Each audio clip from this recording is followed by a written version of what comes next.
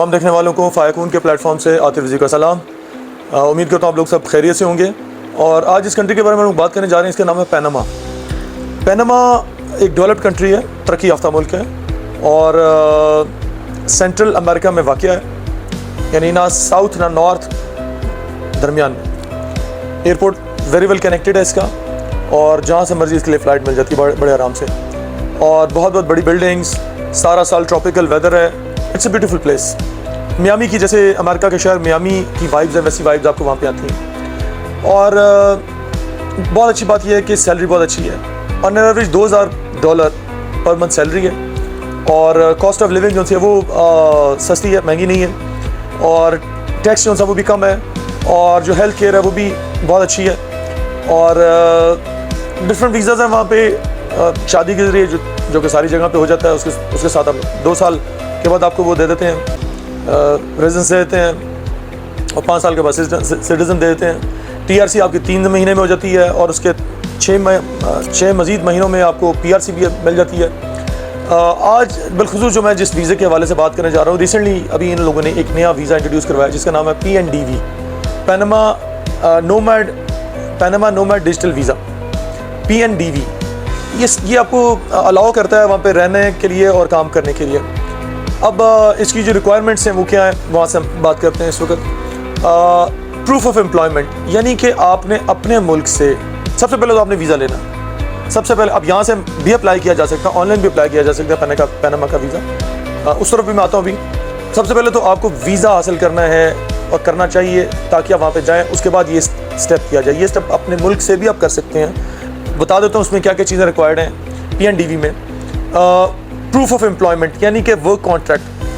आप यहाँ पे किसी एक रजिस्टर्ड कंपनी जो कि टैक्स अदा कर रही है हुकूमत पाकिस्तान को, उसके साथ आपके पास एक वर्क परमिट होना चाहिए, यानी उसका नाम रजिस्टर्ड होना चाहिए और वो टैक्स पे कर रहा हो।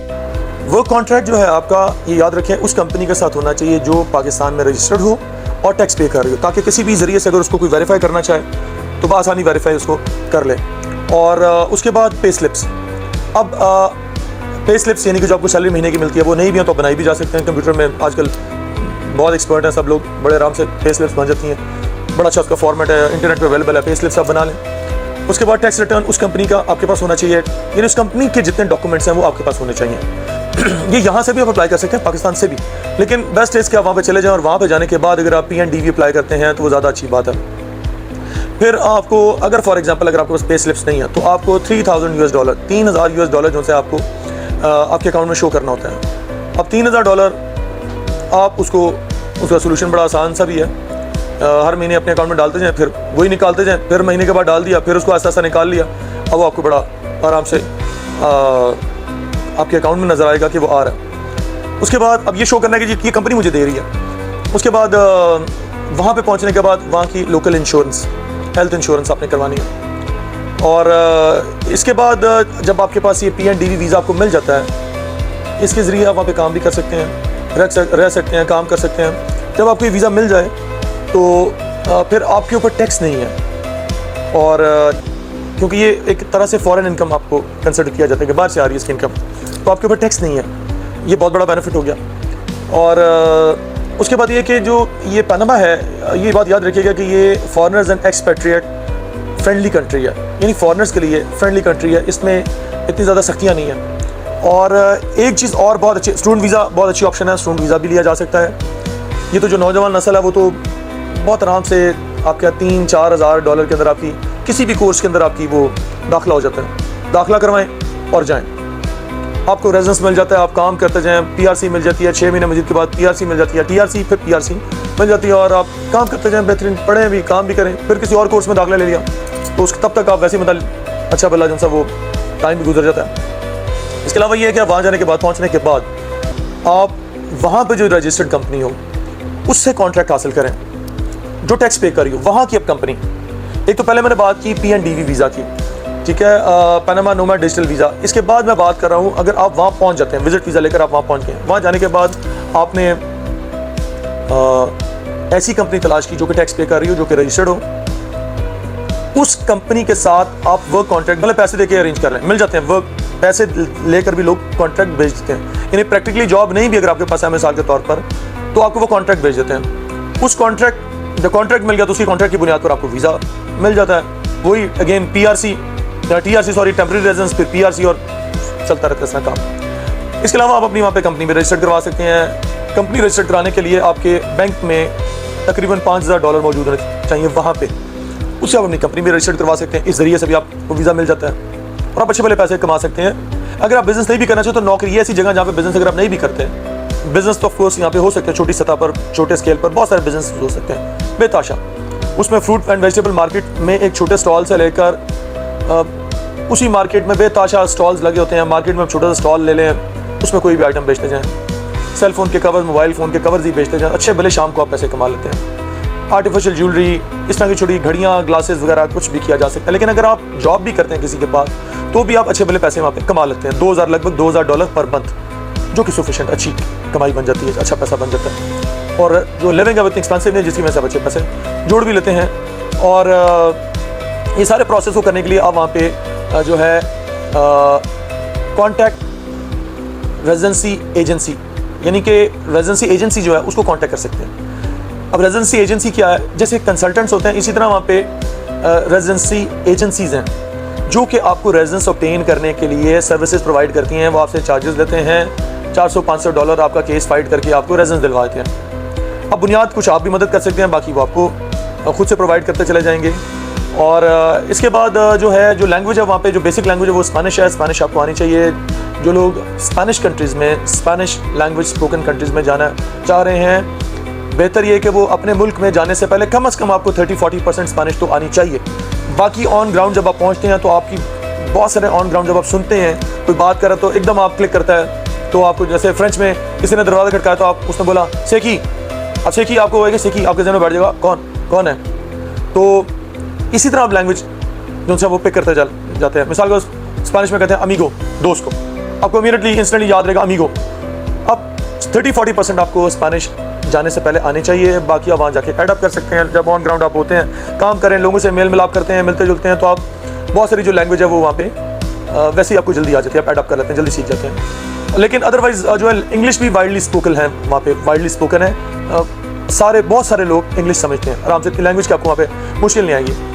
अब जो यहाँ से वीज़ा अप्लाई करना है उसके लिए जो आपकी रिक्वायरमेंट्स हैं, आपका कम से कम जो पासपोर्ट है 6 महीने वैलिड होना चाहिए, लेकिन मैं प्रेफर करूँगा कि 1 साल वैलिड होना चाहिए आपका पासपोर्ट में से। रिटर्न टिकट आपके पास होनी चाहिए, बैंक स्टेटमेंट होनी चाहिए, +1 पिक्चर आपके पास होनी चाहिए। एडिशनल डॉक्यूमेंट्स जो भी इसको सपोर्ट करते हैं उसमें प्रॉपर्टी के डॉक्यूमेंट से लेकर, कंपनी के टैक्सेशन से लेकर, कंपनी रजिस्ट्रेशन लेकर, चैम्बर ऑफ कॉमर्स के डॉक्यूमेंट्स वगैरह जितने हो, एडिशनल सपोर्टिव डॉक्यूमेंट जितने भी, उतनी अच्छी बात है। ये आपको सपोर्ट करते हैं वीज़ा हासिल करने में। बैंक स्टेटमेंट आपके अगर लगभग $5000 भी आपके बैंक में मौजूद है तो आपका काम चल जाएगा, इतना मुश्किल बात नहीं होगी। $5000 से भी $5-6 यानी 10-15-20 लाख भी आपके अकाउंट में तो आपको वीज़ा दे देते हैं, इतना मुश्किल बात नहीं है, इतना टफ नहीं है। लेकिन डॉक्यूमेंट्स ऑफ कोर्स जो मैं बता रहा हूँ वो आपके कंप्लीट होना चाहिए, जो मैंने अभी बताया आपको। ये वीज़ा ऑनलाइन भी अप्लाई किया जा सकता है। प्लस एक और आपको आइडिया मैं ये दूँ कि आप यहाँ से अज़रबैजान जाएँ। हमारे यहाँ पे इनके एम्बेसी नहीं है, लेकिन आप पनामा की, आप बेहतर है कि अज़रबैजान चले जाएँ। अच्छा, अज़रबैजान थोड़ा लंबा रूट हो सकता है। फॉर एग्जांपल आप यहाँ से अज़रबैजान का स्टूडेंट वीज़ा लें, अज़रबैजान पहुँचने के बाद आपको डबल प्रोटेक्शन होगी। आप वहाँ पे स्टूडेंट वीज़ा हो गया, अब आप वहाँ पे आपका legal status is all right in Azerbaijan. अब आप बाकू में रह रहे हैं, पढ़ रहे हैं फॉर एग्जांपल, वहाँ से आप पनामा का वीज़ा अप्लाई करें। ये बेहतरीन रूट आपको मैं दे रहा हूँ, and very easy and comfortable शो रूट, जहाँ से आपका 100% बफज़ खुदा 100% आपका वीज़ा पनामा का लग जाएगा, 100% इंशाल्लाह ताला। अज़रबैजान में पनामा की एम्बेसी है, वहाँ से अप्लाई करें। फिर आप अगर आपको पाकिस्तान से वीज़ा मुश्किल लग रहा हो या दिल घबरा रहा हो या आपको लगता हो कि आप पासपोर्ट पे अपने वीज़ा रिफ्यूज़ल नहीं लेना चाह रहे हैं आपके डाटा पे, आपके नाम पे, तो आप अज़रबैजान चले जाएँ, वहाँ से वीज़ा अप्लाई करें। वहाँ से जाने के बाद पनामा का वीज़ा आपका रिफ्यूज़ नहीं होगा किसी भी सूरत। और दूसरी ऑप्शन ये है कि वहाँ से स्टूडेंट वीज़ा ले लें, पनामा का भी। एक स्टूडेंट वीज़ा आपने वहाँ का लिया, दूसरा स्टूडेंट वीज़ा वहाँ का ले लें। अगर आप वहाँ का स्टूडेंट वीज़ा नहीं अप्लाई करते फॉर एग्जांपल, तो फिर आप वहाँ पहुँचने के बाद अप्लाई कर सकते हैं पनामा में स्टूडेंट वीज़ा। क्योंकि एक सवाल आपको ये कर सकते हैं वो कि आप तो वहाँ पे पढ़ रहे हैं, अब आप जहाँ पे आ रहे हैं तो उसका जवाब आप दे सकते हैं कि जी इससे ज़्यादा एडवांस कंट्री है, ज़्यादा बेटर प्रोग्राम्स ऑफर कर रहे हैं। पहले मैंने ये देखा था, मुझे अच्छा लगा था, लेकिन मैंने ये देखा when I came across Panama and courses offered by Panama universities in Panama, तो मुझे ज़्यादा अच्छा लगा, तो मैंने तरजीह दी कि मैं क्यों ना वहाँ पर जाऊँ जहाँ पे और बेहतर जो एजुकेशन प्रोवाइड की जा रही है। इसलिए मैं ये कह रहा हूँ, नहीं तो फिर आप विजिट वीज़ा भी अप्लाई कर सकते हैं अज़रबैजान से पनामा का। एक तो ये हो गया, और एक चीज़ ये आप कर सकते हैं कि वहाँ से आप इनविटेशन अप्लाई करें, इनविटेशन अरेंज करें पनामा से, और ये पेड इनविटेशन भी हो सकता है। बहुत सारे लोग आपको वहाँ से पैसे लेकर भी $200-300 लेकर आपको पेड इनविटेशन दे देते हैं। उस इनविटेशन की बुनियाद पर भी आपका वीज़ा लग जाता है। और उसके बाद ये कि जो लॉज हैं पनामा के, वो फॉरेनर्स के लिए मैं पहले भी बता चुका हूँ इतने स्ट्रिक्ट नहीं है। और एक एंगल इसमें ये भी है कि अगर मिसाल के तौर पर आप वहाँ के कोई फार फ्लंग एरियाज़ को, कोई रिमोट एरिया, कोई जंगल, ऐसा आप खेती बाड़ी के लिए, कोई फार्मिंग के लिए, प्लांटेशन के लिए कुछ करने के लिए आप लेते हैं लैंड, छोटा मोटा लैंड लेके भी आप वहाँ पे कुछ कहते हैं जी मैं कैटल फार्मिंग कर रहा हूँ, यानी बैल पाल रहा हूँ, मिसाल के तौर पर कुछ ऐसा कर रहा हूँ, उसकी बुनियाद पर भी आपको वीज़ा, यानी आपने एक छोटा सा लैंड ले लिया और सस्ता मिल जाता है, दूर आपने लैंड ले लिया, अब भले आप वहाँ पे रहें नहीं, just for the sake of visa. वहाँ पे कोई और बंदा रहता हो उस जिसने बैल वैल रखे हो, बकरे रखे हो, उससे बात कर लें यार कि मैं इस तरह जो ना वो एक मेरे साथ प्रॉपर्टी का एग्रीमेंट बना लो कि मैंने तुमसे ये खरीदा है, और उसके पास बकरे शकरियाँ, बैल शैल हो, गाय भैंस बकरियाँ से रखी हो वहाँ पे, आप ये कि शो करें जी मैं इसको डेवलप करना चाहता हूँ, ये मेरा एग्रीमेंट है, मैंने से लैंड ले लिया, मैं यहाँ पे कैटल फार्म करना चाह रहा हूँ, इसकी बुनियाद पर मुझे वीज़ा किया जाए, तो चुटकियों में आपको वीज़ा प्रोसेस हो जाता है। ये तो बहुत पसंद करते हैं कि इस तरह के रिमोट एरिया को डेवलप करने की कोशिश करें तो बहुत, लेकिन किस तरीके से, स्मार्ट तरीका मैंने आपको बताया, इस तरीके से आप जो है वो कर सकते हैं। और बात यह कि पनामा एक अच्छा मुल्क है जिसमें ब्लेंड इन होना बहुत फ़ायदे है। भले आगे कहीं मत जाएं, पनामा में ही रहकर काफ़ी पैसा आप कमा सकते हैं। आप सोचें, मैंने आपको भी शुरू में कहा जैसे मियामी की वाइब्स आती है ना, अमेरिका के शहर मियामी, ऐसी वाइब्स आपको वहाँ पे आएंगी, यानी इतना हद तक डेवलप्ड है वो। साइकिल के ट्रैक्स बने हुए हैं, उसके बाद एक्सरसाइज करने के लिए उन्हें पार्क्स में एरियाज एलोकेट किए हुए हैं, बहुत खूबसूरत वहाँ पे माहौल होता है। और स्कूलिंग एजुकेशन बहुत अच्छी है, बच्चे भी अगर आप वहाँ पे लेकर चले जाते हैं तो बच्चों की स्कूलिंग को लेकर बहुत अच्छा है, इतनी एक्सपेंसिव नहीं है स्कूलिंग, एजुकेशन की क्वालिटी बहुत ज़्यादा अच्छी है, बच्चों के मुस्तकबिल के लिए लैंग्वेज का इतना बड़ा मसला नहीं है, हर लिहाज से Panama is a very good option. इस मुख्तसर सेगमेंट में मैं उम्मीद करता हूँ कि मैंने आपको जिस हद तक हो सकता है इन्फॉर्मेशन प्रोवाइड करने की कोशिश की। अब ये आप पे डिपेंड करता है देखने वालों पे कि कौन कितना मेरी बातों से अपने मुस्तकबिल को संवारने के क्या क्या आइडियाज़ दरियाफ्त निकाल लेता है, बीच में से दरियाफ्त कर लेता है। सारे सेगमेंट को गौर से देखिएगा। उम्मीद करता हूँ बहुत सारे लोगों को ये वीडियो देखने के बाद बहुत सारे बेनिफिट्स, फ़ायदे ख़ास तौर पर उनके मुस्तकबिल को लेकर मिल जाएंगे। हाँ, देखने वाला अहले अकल होना चाहिए, और अगर समझदारी से देखेंगे सारी चीज़ों को, सारे सेगमेंट की एक एक छोटी छोटी बात को भी गौर करेंगे तो आपको बात समझ में आएगी। इंशाल्लाह आपको इससे ज़रूर फ़ायदा मिलेगा किसी न किसी एंगल से।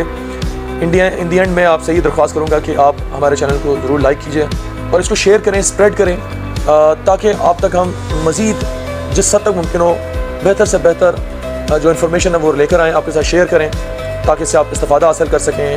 आपको फ़ायदा होगा तो आपकी फैमिली को फ़ायदा होगा, फैमिली को होगा, मुल्क को फ़ायदा होगा, ओवरऑल सबको फ़ायदा होगा। चैनल को ज़रूर लाइक कीजिएगा, शेयर कीजिएगा, सब्सक्राइब भी कीजिएगा, और मुझे इजाज़त दें। आतिफ रिजवी, अस्सलाम, थैंक यू वेरी मच, खुदा हाफ़िज़।